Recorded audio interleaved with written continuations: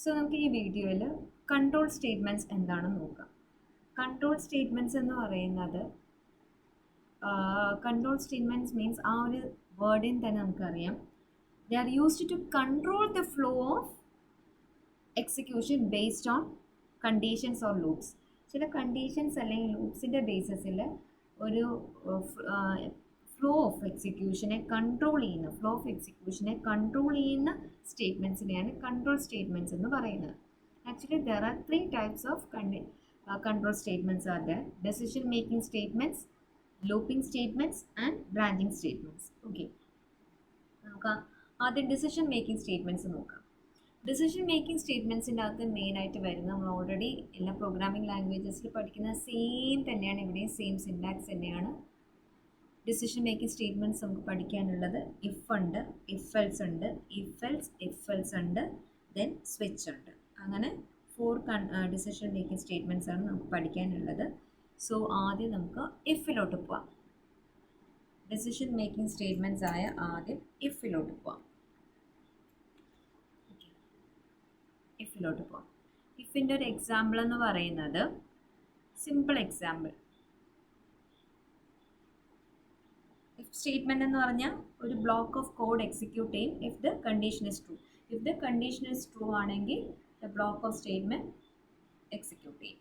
Okay, അപ്പം ഞാൻ syntax എന്ന് പറഞ്ഞാൽ ഇഫിൻ്റെ അകത്ത് വിത്തിൻ ബ്രാക്കറ്റിൻ്റെ അകത്താണ് നമ്മൾ കണ്ടീഷൻ കൊടുക്കുന്നത്. സോ ഞാൻ let positive number positive 1, check whether a number is positive or not. Positive, check whether a number is positive. So അതിന് വേണ്ടിയിട്ട് ഞാൻ ഒരു നമ്പർ കൊടുക്കുന്നു. നം ഇസ് ഈക്വൽ ടു ഞാൻ 12 എന്ന് കൊടുക്കുന്നു. എന്നിട്ട് ഞാൻ ചെക്ക് ചെയ്യുന്നു. ചെക്ക് ചെയ്യാൻ ഞാൻ യൂസ് ചെയ്യുന്ന if condition. So if within ബ്രാക്കറ്റിൻ്റെ അകത്താണ് നമ്മൾ കണ്ടീഷൻ കൊടുക്കുന്നത്. ഇഫ് നം എന്ന് പറയുന്നത് ഗ്രേറ്റർ ദാൻ 0, നമ്പർ എന്ന് പറയുന്നത് ഗ്രേറ്റർ ദാൻ 0 ആണെങ്കിൽ വിത്തിൻ നമ്മൾ എന്താണ് ബ്രേസസിൻ്റെ അകത്താണ് കൊടുക്കുന്നത്. ഈ ബ്രേസസിൻ്റെ അകത്ത് നമ്മൾ ബ്ലോക്ക് ഓഫ് കോഡ് ഇരിക്കുന്നത്. ഈ ഒരു കണ്ടീഷൻ നമ്മൾ കൊടുക്കുന്ന കണ്ടീഷൻ ട്രൂ ആണെങ്കിൽ ആ ബ്രേസിൻ്റെ അകത്തുള്ള സാധനമായിരിക്കും എക്സിക്യൂട്ട് ചെയ്യുന്നത്. ഈ ബ്രേസിൻ്റെ അകത്തുള്ള സാധനമായിരിക്കും എക്സിക്യൂട്ട് ചെയ്യുന്നത്. ഓക്കെ, അപ്പോൾ ഇവിടുത്തെ കണ്ടീഷൻ എന്ന് പറഞ്ഞാൽ ഗ്രേറ്റർ ദാൻ 0 ആണെങ്കിൽ നമ്മൾ എന്ത് പ്രിൻ്റ് ചെയ്യണം? ഡോക്യുമെൻറ്റ് ഡോട്ട് റൈറ്റ് എന്ത് പ്രിൻ്റ് ചെയ്യണം? Yes, number is positive. അവിടെ എസ് ഓർ നോ ഇല്ല, മീൻസ് നോ ഇല്ല, എസ് മാത്രമേ ഉള്ളൂ. കറക്റ്റ് ആണോ എന്ന് ഇതേ നോക്കത്തുള്ളൂ. കറക്റ്റ് അല്ലെങ്കിൽ എന്ത് ചെയ്യണം എന്നുള്ളത് പറഞ്ഞിട്ടില്ല. അതാണ് സിമ്പിൾ ഇഫ് എന്ന് പറയുന്നത്. executes a block of code if the condition is true.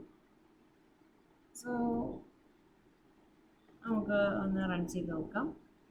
Number is positive. ഞാൻ നമ്പർ 12 ആണ് കൊടുത്തത്. So number greater than 0. 12 greater than 0 ആണോ? ആണ്. കണ്ടീഷൻ ശരിയാണ്. അതുകൊണ്ട് എന്താണ് ഇതിൻ്റെ അകത്തുള്ള സ്റ്റേറ്റ്മെൻറ്റ് എക്സിക്യൂട്ട് ചെയ്യും. ഈ ബ്ലോക്കിൻ്റെ അകത്തുള്ള സ്റ്റേറ്റ്മെൻറ്റ് എക്സിക്യൂട്ട് ചെയ്യും. ബ്ലോക്കിൻ്റെ അകത്ത് എന്താ കിടക്കുന്നത്? Number is positive. ഓക്കെ, അതാണ് അവിടെ ഔട്ട്പുട്ട് നമ്പർ ഈസ് പോസിറ്റീവ് എന്ന് പറഞ്ഞത്. ഇപ്പോൾ ഇവിടെ ഞാൻ -10 ആണ് കൊടുത്തിരുന്നെങ്കിൽ നമുക്ക് ആൻസർ എന്ത് വരും? ഒന്നും വരത്തില്ല. കാരണം -10 ഇവിടെ നമ്മിൻ്റെ വാല്യൂ എന്താണ്? -10. -10 ഗ്രേറ്റർ ദാൻ 0 ആണോ? കണ്ടീഷൻ ശരിയാണോ? അല്ല. കണ്ടീഷൻ തെറ്റാണെങ്കിൽ ഈ ഒരു ബ്ലോക്കിൻ്റെ അകത്തേക്ക് കയറത്തില്ല. അപ്പം ഒന്നും ഡിസ്പ്ലേ ചെയ്യത്തില്ല. അതാണ് സിമ്പിൾ ഇഫിൻ്റെ ഒരു ഇത്. നെക്സ്റ്റ് നമ്മൾ ഡിസ്കസ് ചെയ്യാൻ പോകുന്നത് ഇഫ് എൽസ് ആണ്. Okay, if എൽസിൻ്റെ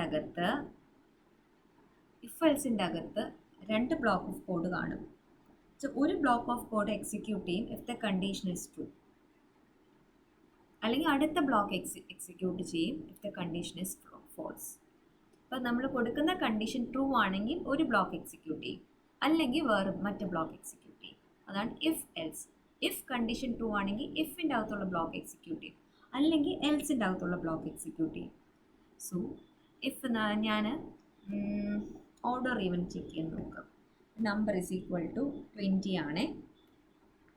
order even check ചെയ്യുന്ന അറിയാലോ. ഇഫ് നം മോഡ് 2 ഈക്വൽ ടു 0, നം മോഡ് 2 ഈക്വൽ ടു 0 ആണെങ്കിൽ number is even. If part മാത്രമേ ആയിട്ടുള്ളൂ, അല്ലെങ്കിൽ എൽസ് പാർട്ട് എഴുതുക. എൽസിൻ്റെ അകത്ത് അതും എന്താണ്, നമ്മൾ ബ്രേസ് ഓപ്പൺ ചെയ്യണം. അതിൻ്റെ അകത്ത് എന്താ പറയുന്നത്, അല്ലെങ്കിൽ ഇപ്പം നമ്മൾ കൊടുത്ത ഈ ഒരു കണ്ടീഷൻ ശരിയാണെങ്കിൽ ഇത് എക്സിക്യൂട്ട് ചെയ്യണം, അല്ലെങ്കിൽ ഏത് എക്സിക്യൂട്ട് ചെയ്യണം, നമ്പർ ഈസ് ഓഡ്.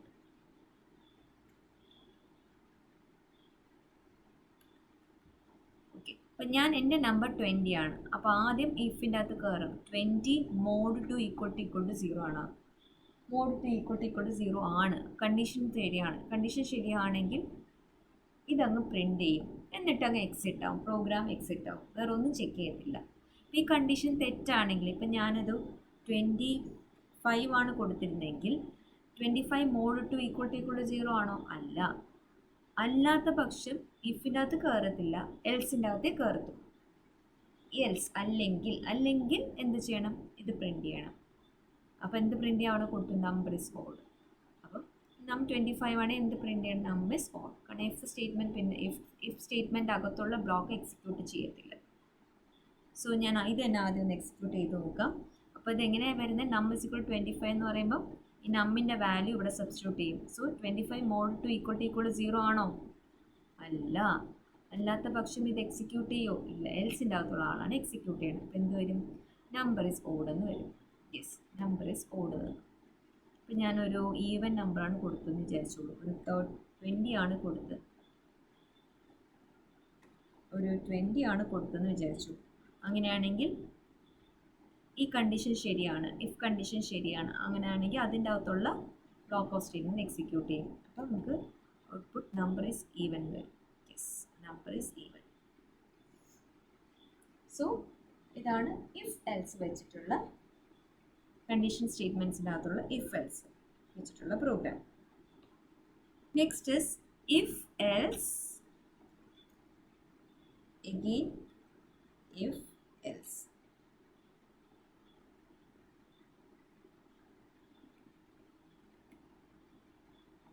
ഇതിൻ്റെ അകത്ത് ഒരു ഇഫിൻ്റെ അകത്ത് എൽസ് വരും. ആ എൽസിൻ്റെ അകത്ത് ഇഫ് വരും, എന്നിട്ട് ഒരു എൽസും വരും. അതായത് ആദ്യം ഇഫ് വന്നിട്ട് എൽസ് ഇഫ്, ഈ എൽസിൻ്റെ അകത്ത് ഒരു ഇഫ് വരും, ആ ഇഫിൻ്റെ എൽസ് വേറെ വരും.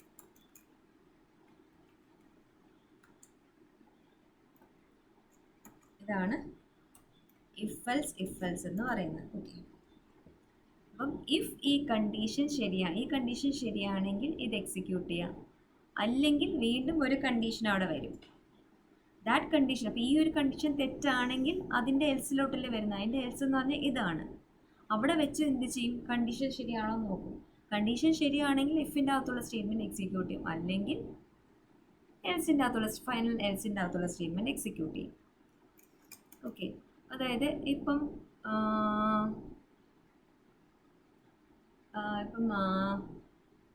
ലാർജസ്റ്റ് ഓഫ് 3 നമ്പേഴ്സ് ആണെന്ന് വിചാരിച്ചു. ലാർജസ്റ്റ് ഓഫ് 3 നമ്പേഴ്സ്, അല്ലെങ്കിൽ മാർക്സ് നോക്കാം. മാർക്സ് ഇപ്പം ഞാൻ 90 കൊടുത്തു. ഇഫ് മാർക്സ് എന്ന് പറഞ്ഞാൽ greater than 90, greater than or equal to 90 ആണെങ്കിൽ ഏത് ഗ്രേഡ് കൊടുക്കാം, എ ഗ്രേഡ് കൊടുക്കാം. അല്ലാന്നുണ്ടെങ്കിൽ നമ്മിൻ്റെ വാല്യൂ എന്ന് പറയുന്നത് greater than or equal to 80 and നമ്മിൻ്റെ value less than or equal to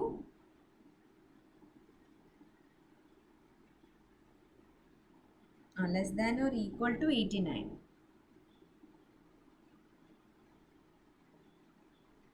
അങ്ങനെയാണെങ്കിൽ നമുക്ക് ഗ്രേഡ് ലിസ്റ്റ് കൊടുക്കുവാണ്. ഗ്രേഡ് ബി ഗ്രേഡ് എന്ന് പറയും. അല്ലെങ്കിൽ എന്താണ്, എല്ലാവർക്കും സി ഗ്രേഡ്, അല്ലെങ്കിൽ എല്ലാവർക്കും സി ഗ്രേഡ്.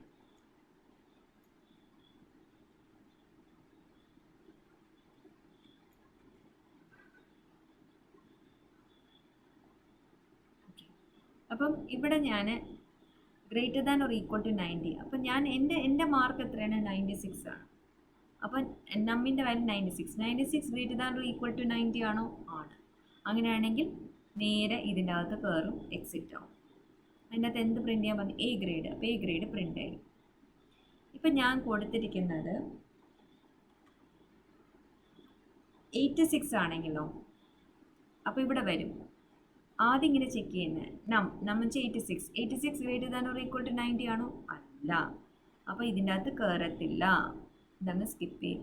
അതിൻ്റെ എൽസ് പാർട്ടി വരും. എൽസ് പാർട്ടി വരുമ്പം വീണ്ടും ചെക്ക് ചെയ്യാൻ പറഞ്ഞു. നമ്മിൻ്റെ വാല്യൂ, അതായത് 86 greater than or equal to 80 ആണോ, ആണ്. ഇനി 86 less than or equal to 89 ആണോ, ആണ്. ഈ രണ്ട് കണ്ടീഷൻ ട്രൂ ആണ്. അങ്ങനെയാണെങ്കിൽ വേറെ ഒന്നും നോക്കണ്ട, ഇത് എക്സിക്യൂട്ട് ചെയ്യാൻ പറയും. അതായത് എന്ത് പറയും, ബി ഗ്രേഡ് പറയും. സോ നോക്കാം, ബി ഗ്രേഡ് വരും. ഓക്കെ. ഇനി ഞാൻ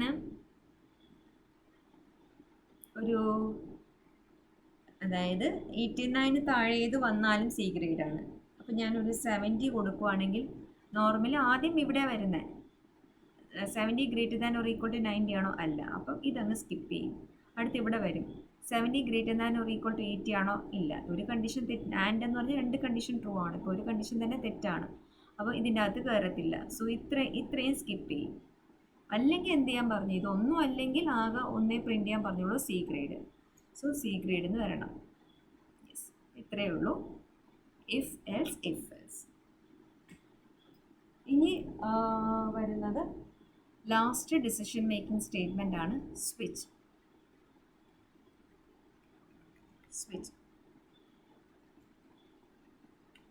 ആക്ച്വലി സ്വിച്ച് എന്ന് പറയുന്നത്, അപ്പം ഇഫ് എൽസ് മനസ്സിലായാലും മൾട്ടിപ്പിൾ കണ്ടീഷൻസ് നമുക്ക് സീക്വൻഷ്യലി ടെസ്റ്റ് ചെയ്യാൻ പറ്റും.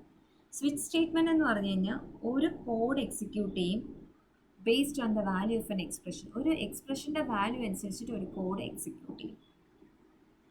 അതിനെയാണ് എന്തെന്ന് പറഞ്ഞിരിക്കുന്നത്, അതാണ് സ്വിച്ച് എന്ന് പറഞ്ഞിരിക്കുന്നത്. സ്വിച്ച് എന്ന് പറയുന്നത്, അപ്പം ഓൾറെഡി നമ്മൾ ഉള്ള സിൻടാക്സ് സെയിം സിൻടാക്സ് തന്നെയാണ്, ഒരു മാറ്റവും ഇല്ല. ഞാൻ ഡേ ആണ് കൊടുത്തിരിക്കുന്നത്, ഡേയ്സ് ഓഫ് എ വീക്ക് ആണെന്ന് വിചാരിച്ചു. മൺഡേ, ട്യൂസ്ഡേ, വെനസ്ഡേ മാത്രമേ കൊടുത്തിട്ടുള്ളൂ. അപ്പോൾ ഡേ 3 എന്ന് വിചാരിച്ചോളൂ. ഡേ 3 എന്ന് വിചാരിച്ചോളൂ. ദെൻ എങ്ങനെയാണ് കൊടുക്കുന്നത്, സിൻടാക്സ് ഇങ്ങനെയാണ്, സ്വിച്ച്, അതിൻ്റെ അകത്ത് എക്സ്പ്രഷൻ, ഇവിടെ ഡേ ആണ്.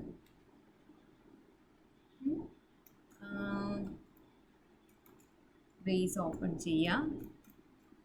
കേസ് ഓരോരോ കേസായിട്ടാണ് അല്ലേ. സോ കേസ് ഞാൻ 1 കൊടുക്കും, കോളൻ. അതിൻ്റെ അകത്ത് ഞാൻ എന്ത് ചെയ്യും, പ്രിൻറ്റ് ചെയ്യും, ഡോക്യുമെൻറ്റ് ഡോട്ട് റൈറ്റ് ഓഫ് 1 ആണെങ്കിൽ ഞാൻ പറയും മൺഡേ എന്ന് പ്രിൻറ്റ് ചെയ്യാൻ പറയും, സൺഡേ എന്ന് പ്രിൻറ്റ് ചെയ്യാം, സൺഡേ പ്രിൻറ്റ് ചെയ്യും.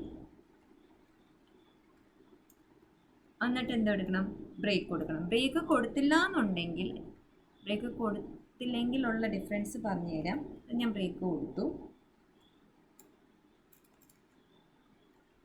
ഞാൻ കേസ് 2 കൊടുത്തു.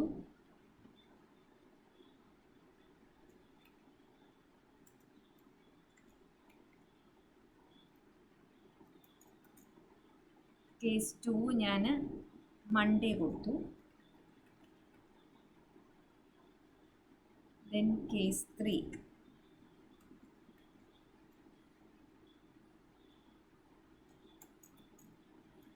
case 3 ഞാൻ ട്യൂസ്ഡേ കൊടുത്തു.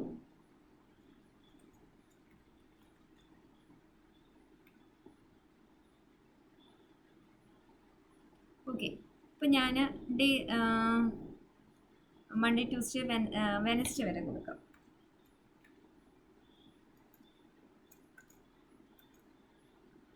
Four Wednesday.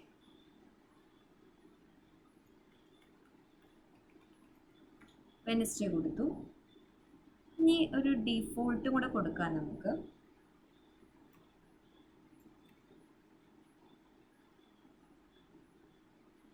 കേസല്ല,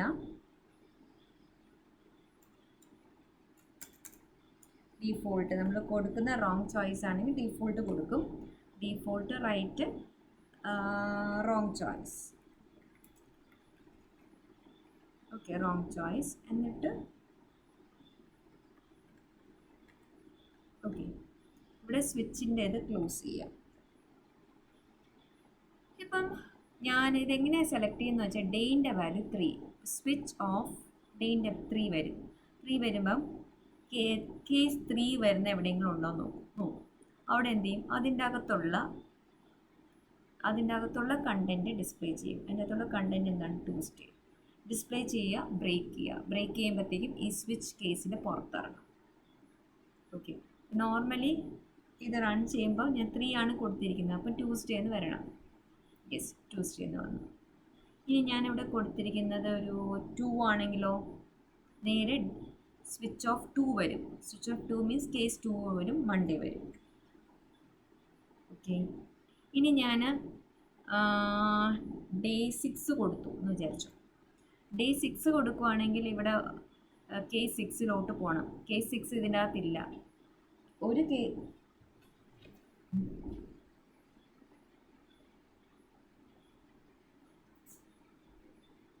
ഒരു കേസ് ഇല്ലാന്നുണ്ടെങ്കിൽ നേരെ ഏതിലോട്ട് പോകും, ഡീഫോൾട്ടിലോട്ട് പോകും. ഡീഫോൾട്ടിൻ്റെ അകത്ത് എന്താ എടുക്കുന്നത്, റോങ് ചോയ്സ്. അപ്പോൾ നമുക്ക് ഔട്ട്പുട്ട് റോങ് ചോയ്സ് വരും. നമ്മൾ കൊടുത്ത ആ കേസ് വാല്യൂ ഒന്നും ഇതിനകത്തില്ല. അപ്പോൾ ഇതാണ് സ്വിച്ച് എന്ന് പറയുന്നത്.